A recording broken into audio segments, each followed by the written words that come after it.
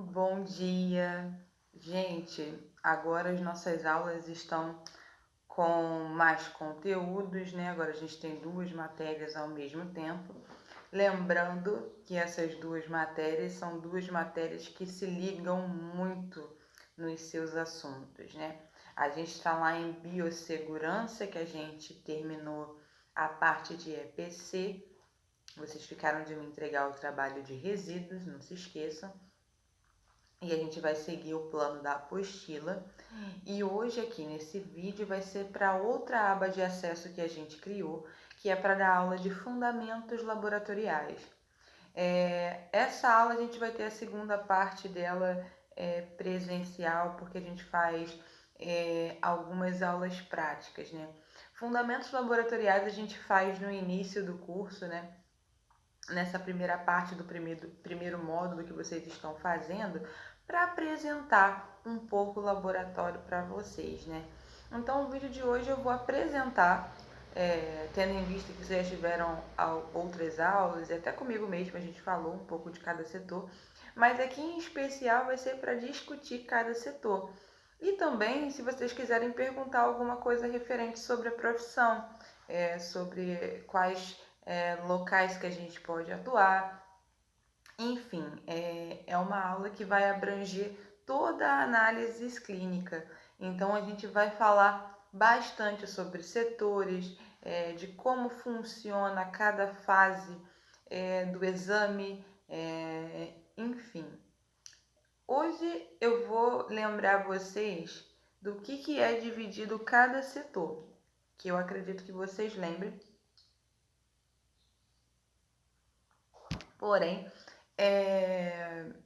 a gente vai estudar reforçado aqui. O setor que todo mundo fala mais, né, que chama muita atenção, né, é o setor da flebotomia, mais conhecido como coleta. A coleta, gente, não é um processo simples só de furar o paciente e acabou, muito divertido, coloca sangue no tubo. A parte da coleta, a gente chama ela de fase pré-analítica. A fase pré-analítica vai desde o cadastro, né, do paciente, quando se atende. O que é necessário fazer? A gente já teve essa aula, estamos reforçando, né? O que é necessário fazer quando um paciente chega no laboratório, ali na recepção, no guichê? Eu acho que vocês estão escutando o barulho do meu gato. Vou abrir um parênteses para contar do meu gato, porque a gente não conversa mais, né, gente? Eu sinto falta também de conversar com todos vocês. Quem me tem nas redes sociais, no Facebook, viu que eu botei a história do gato lá, porque a Lara queria um gato, né?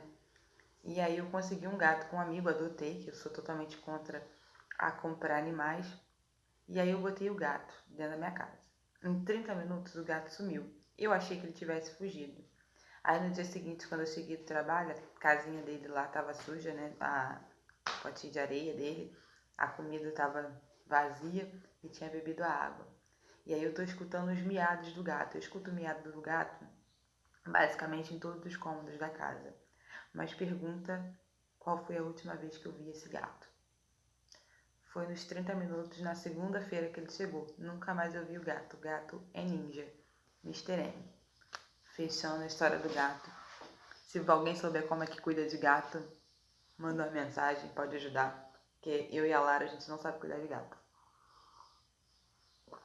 Hoje a gente tá bem intimista, né? Que eu tô gravando uma aula antes de ir pro laboratório. Então tem café, tem um monte de coisa. Bora lá. Fase pré-analítica. É a fase que o paciente chega e tá no guichê, né? Lá do atendimento. E é necessário respeitar toda a importância que tem do cadastro. Então, nome completo, idade, as perguntas de anamnese, se toma alguma medicação, tem alguma doença crônica, tomou alguma vacina no último tempo. Por que essas perguntas são importantes? Por exemplo, se o paciente é diabético, né? Lá na fase do exame, eu consigo entender se a glicose dele é alta ou se ele é um paciente diabético controlado, e ver isso entre os limítrofes dos resultados. Então é importante eu perguntar. As pessoas acham que perguntar se tomou vacina não é importante, mas, por exemplo, na época que teve a campanha da gripe suína, a gente lá no hospital, na época do hospital que eu trabalhava, todo mundo tomou a vacina de gripe suína. E aí teve uns pacientes, um funcionário, né? Acabou que naquela semana teve um outro funcionário que teve acidente de trabalho. Quando se tem acidente de trabalho, como a gente já conversou, vamos conversar mais sobre isso, tem um grupo de exames que a gente pede. Inclusive teste rápido do paciente e da fonte a gente pede sorologias mais específicas. Mas de todo modo, naqueles pacientes que tomaram H1N1 naquela semana, o HIV deu positivo. E aquele paciente não tinha HIV, era uma reação cruzada que acontece. Mas se eu não pergunto, eu libero um paciente HIV positivo. Claro que toda vez que entrar um HIV positivo dentro do laboratório, esse HIV positivo vai passar por uma série de situações. Se deu um teste rápido, a gente vai fazer um ELISA, vai pedir para colher uma nova coleta e vai confirmar em um Western blot, que é um exame mais sensível da imunologia. Então não é tão simples assim, mas de qualquer forma é um falso positivo, que eu sabendo que tomou uma vacina ajuda. Paciente que faz uso de remédios de coagulação e aí ele está com um TAP alargado, que é o exame de coagulação que vocês tiveram na hematologia com Hércules, TAP PTT. O TAP deu alargado, deu alterado. Então, aquele paciente faz uso de medicação de coagulação. Eu já sei isso na anamnese. Então, quando eu for liberar o resultado, eu tenho mais certeza do que eu estou liberando. Porque está lá escrito na anamnese. Lá a gente sempre pergunta se o paciente realmente fez jejum, mas se ele mentiu, é responsabilidade dele. Até porque, né, é necessário fazer o jejum para diversos exames. Não todos, alguns dá para levar. Alguns, pouco tempo você consegue fazer um exame fidedigno, mas os exames, na maioria das vezes, precisam de jejum. E quem tem que respeitar o jejum é o paciente. Outra coisa importante da fase pré-analítica, né, é a própria coleta, propriamente dita. Passou por esse processo do cadastro, do nome, idade, colocar todas as informações em relação à anamnese e tudo mais, a gente entra na segunda fase da questão, né? Que é a coleta. Quando a gente colhe o sangue do paciente, né? O sangue do paciente ele precisa ter algumas regras, né? Eu colho direto? Eu não. Eu vou identificar com a etiqueta e essa etiqueta tem que ter nome completo, data de nascimento e um número de registro que é criado no próprio laboratório através do programa, né, do sistema que faz para cadastrar esses exames. Ao colar essa etiqueta, eu confiro todos os exames e confiro com o paciente. Seu nome completo é Dona Maria Aparecida Souza de Oliveira? A senhora é Maria Aparecida Souza de Oliveira. Então, a Maria Aparecida Souza de Oliveira, né, tem que idade ela nasceu? Ela tem 84 anos, mas só a idade não é importante. Ah, não. Qual é a sua data real de nascimento? É dia 2 de julho de 1972. Então, você vai escrever exatamente a data de nascimento da Dona Maria. E isso é muito importante. Opa, bom dia, filha. Tudo bem? E isso é muito importante. E Lara, vai dormir no sofá? Tá bom. Minha neném acordou com a minha voz falando de fase pré-analítica. Mas de todo modo, eu tenho que estar lá com o nome completo, com a data de nascimento, a idade do paciente. Isso é uma informação muito importante, né? A coleta de sangue. Eu vou pedir um trabalhinho para vocês, para manterem vocês ocupados, mas esses trabalhos valem nota e não valem, né? Porque eu vejo a frequência de vocês em relação a estar fazendo todas as atividades que estamos pedindo, mas é um trabalho fácil. E de preferência eu quero que vocês não pesquisem, porque a gente já teve isso ao vivo. Quero que vocês escrevam, bem simples, né? quais são as etapas da coleta de sangue venoso, como é que é feito, né, para a gente relembrar isso. Então, eu já olhei todas as informações e esse paciente vai ficar lá esperando coagular, vai homogeneizar quem tem que homogeneizar com anticoagulante e ele vai para a área técnica. Indo para a área técnica,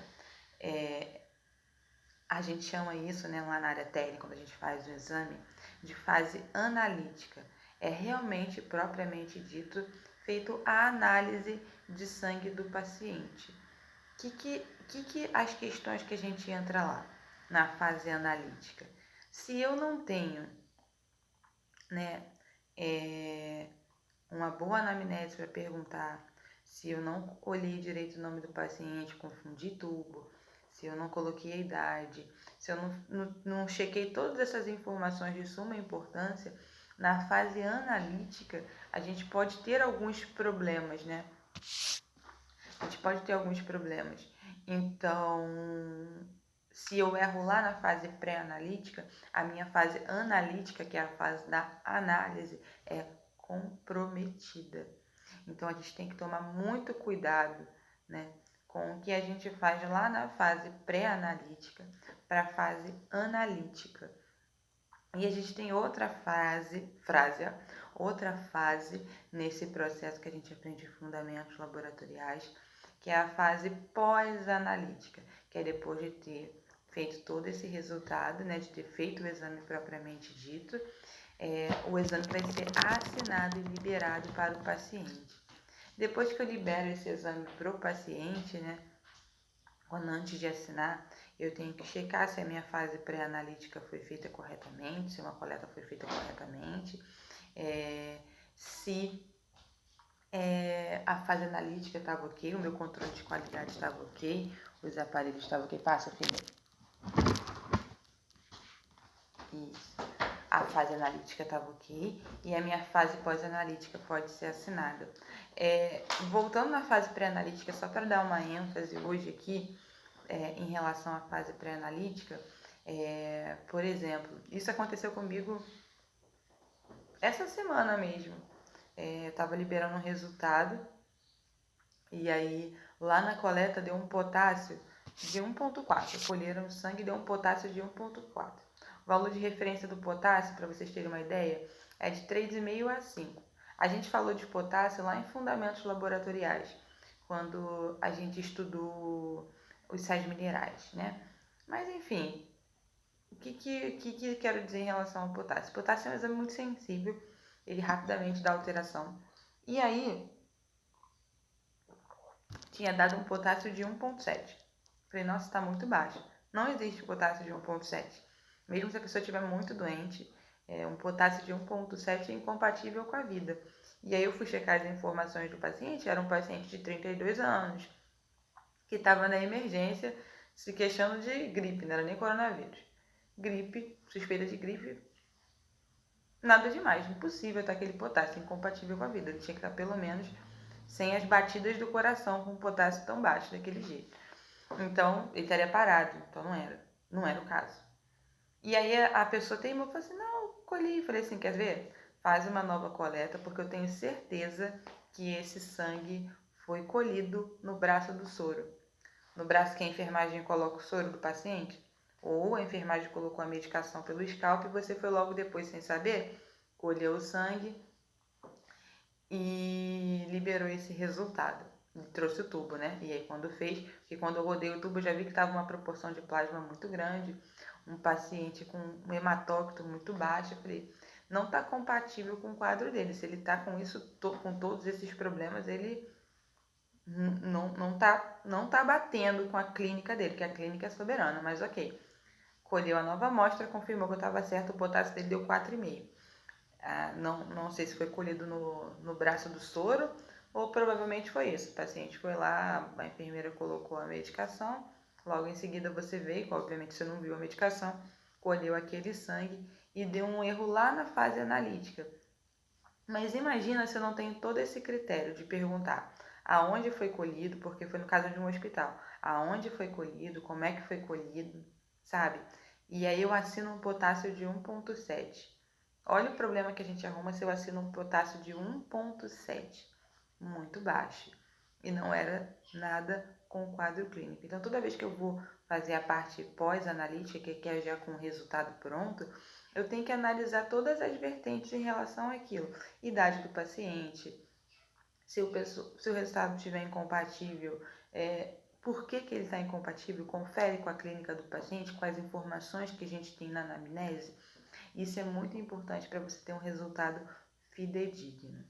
Então, por hoje, gente, para fechar nossa aulinha e vocês pesquisarem sobre o assunto, eu quero que vocês façam o seguinte: o trabalho de resíduos, para quem não entregou ainda está valendo. Eu quero que vocês escrevam simples como é feita uma coleta de sangue venoso para a gente relembrar, tá? Estou passando bastante exercício porque vocês estão em casa e precisam exercitar.